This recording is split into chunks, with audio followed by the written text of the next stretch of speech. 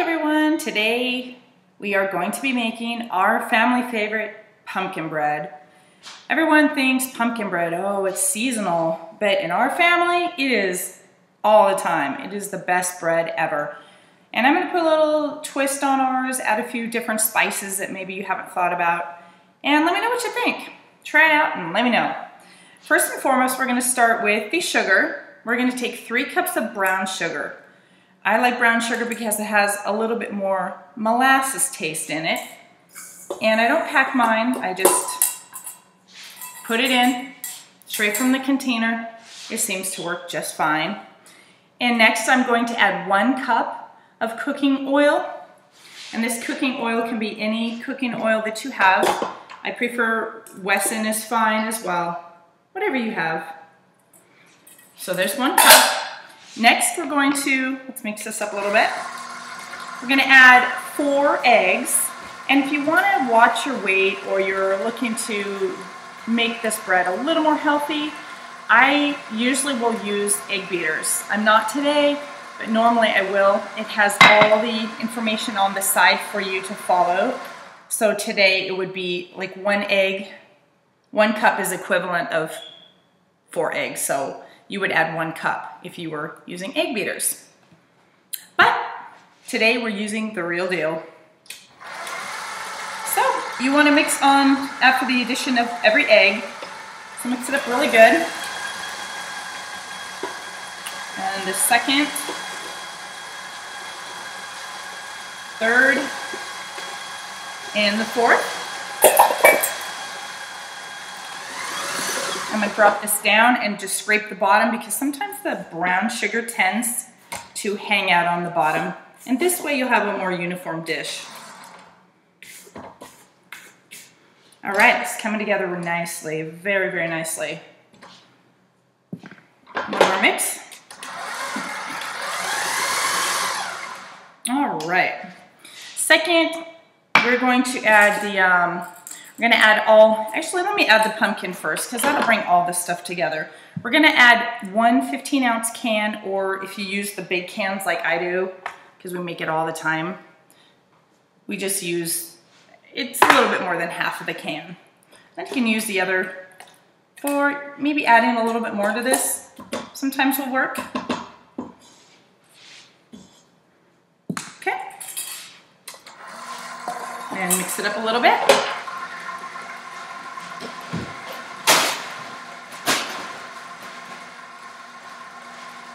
Get the flour.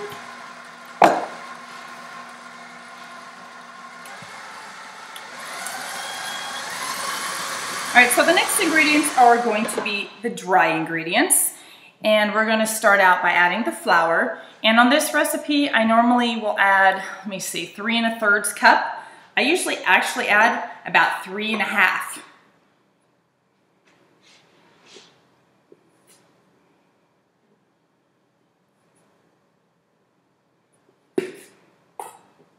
And at this point, you also want to have your oven set at 350 degrees. All right, there's the flour. Let's get this stuff out of the way. And we're going to add our spices. We're going to add on this recipe, it calls for a teaspoon of cinnamon and nutmeg, but I really, really like ginger and a little bit of cloves, just kind of make a more spicy taste. It's just what our family prefers. And I also mixed a little bit of salt in there, about a teaspoon of salt. So a teaspoon of everything, cinnamon, nutmeg, ginger, and of course, only a dash of cloves, unless you want really bad heartburn. And I do not recommend that because it's not cool. All right, so that dry, get the flour and the spices. And we're going to mix it up really quick. And then we're going to add a little bit of water. We're going to add 2/3 cup of water intermittently, just until it mixes just enough to go in the pan. And you don't want to overmix the flour. Otherwise, you will have a rock. And this family likes to rock, but not with our bread. And actually, I did not even use the amount of water that it was called for. So my oven is already preheated to 350. My pans are already sprayed with a nice coating. So we're gonna just throw it in there, put it in the oven. And you wanna bake this pumpkin bread. This recipe says 25 minutes. I have a speed bake variation on my oven. So mine gets done in about 17.5 minutes, 18 minutes.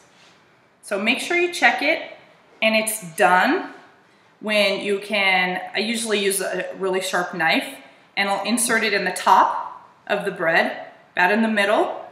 And when it comes out, just, sometimes I'll have a little bit of residue on it, but for the most part, when it's clean and the top is a little bit crusty, you have a great bread. And remember with this, you want to, when it's all cooked and it has sat at room temperature for about a half an hour to an hour, you can wrap it in wax paper and then wrap it again in aluminum foil.